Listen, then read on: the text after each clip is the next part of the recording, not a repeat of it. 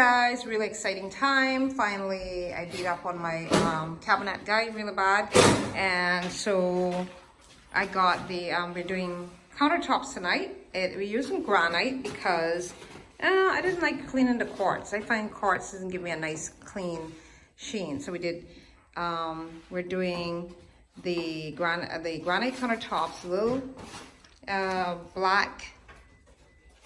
Might be a little darker than I wanted, but it's still a pretty stone. And when I finish the floor, I'll show you that. So here's our cabinets, and we use exotic stone. What's the name of the company again?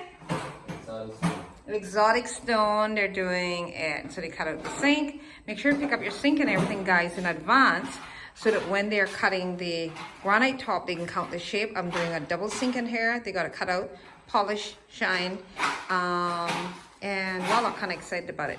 All right, take care, guys.